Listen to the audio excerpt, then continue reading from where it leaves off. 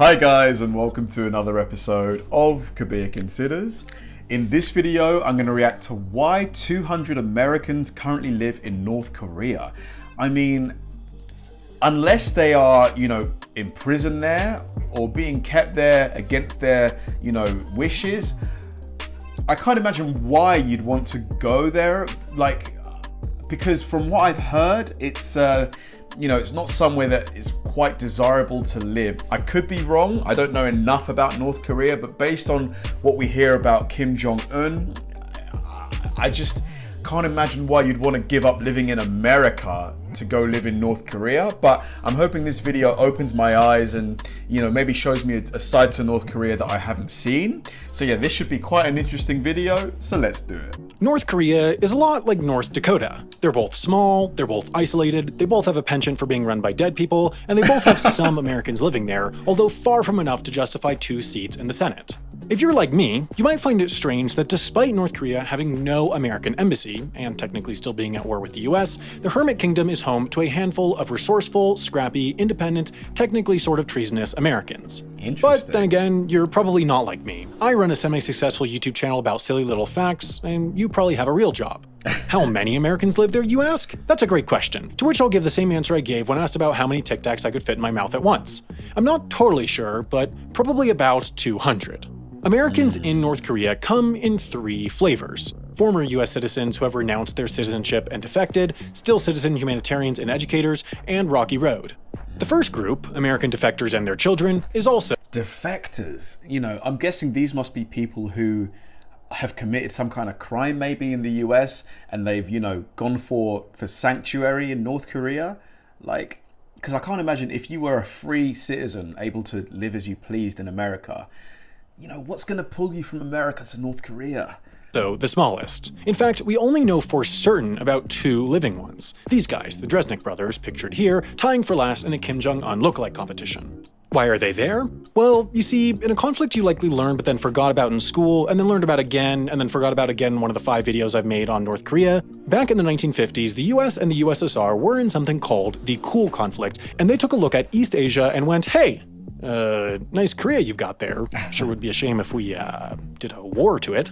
And so they did a war to it, and split the place into North Korea and Gangnam-style Korea. Once the war ended, which technically was never, but actually was in 1953, most of the Americans who had been doing the war went home, but a few of them thought to themselves, hey, you know what I've never tried before? Living in the world's most brutal fascist dictatorship. Why not give that a go? And so they did, and from 1953 to the 1980s, around 30 American prisoners of war and active military personnel decided not to leave or slipped across the DMZ and into North Korea. Some of them claim they did it to avoid court-martial or to avoid doing more war in Vietnam, but everyone knows the real reason is because they had a crush on Kim Jong-il. Just look at those dimples. Anyways, while most defectors have died, returned to the US, or relocated to China, an undisclosed but likely very small number of descendants remain in North Korea, and they don't particularly seem like they're coming back. And who can blame them? Getting to play roles in propaganda films. But the thing is, it's like, how would you really know if they wanted to leave and maybe they were being kept there against their will? Not to say that they are, but I think communicating... Is it true that North Korea, they don't have access, citizens have access to the internet? I read that somewhere that they get very, very little media from the outside world. They're able to consume that media, very little. So how would you be able to communicate with them? Films as evil Americans and wearing uniforms that look taken from a high school production of Sound of Music is a level of fame that would be hard to give up. I mean, just look how happy they are. That's the face of a man who feels great about his life decisions. The sarcasm is off the charts. The larger, less permanent, and far less cosplay-y portion of North Korea's American population is made up of humanitarians and university professors. Back in the 1990s, Christian groups took a break from protesting Kevin Smith movies and yelling at Monica Lewinsky and noticed that North Korea was suffering from brutal food shortages and extensive flooding, so they started sending people and supplies into the proudly atheist state, and they haven't stopped since. Now, this might seem like an odd arrangement considering North Korea's stance on religion, but Christians are really good at making themselves feel at home in places they aren't initially welcome. Just ask the Aztecs, or the Incas, or the Native Americans, or the Spanish, or the Lebanese, or, well, Almost every country and ethnic group in the world, actually. It was a devout Christian who founded the Pyongyang University of Science and Technology, which sounds like a poorly disguised front for money laundering, but is actually a private university that employs up to 70 Americans a semester. Wow. At the Pyongyang University of Science and Technology, or TPUST, they don't call it that, but I think they should, Western professors, mostly from the States, teach 500 of the nation's young elite in business and entrepreneurial classes, all in spoken English. While it's unclear how many Americans currently work there given the US's ban on travel to the country, it is— To be honest, this college, this university sounds like a pretty good initiative, because if not for this university, are there other institutions where, they can receive an education? Because if not, their prospects for social mobility aren't that great. Is still very much open and active. Both the humanitarians and TPUST professors usually spend between 3 and 6 months in North Korea before heading back home to America and its many uniquely American comforts: French fries, English muffins, Belgian waffles, Chinese takeout, etc. But while they're still in the land of the uncreative haircut, Americans have to find things to do, and their options largely depend on where they're located. One common spot for Americans is the Rason Economic Zone, which is the chunk of the country carved out for what industry and economic investment exist in a country whose main export is nuclear threats.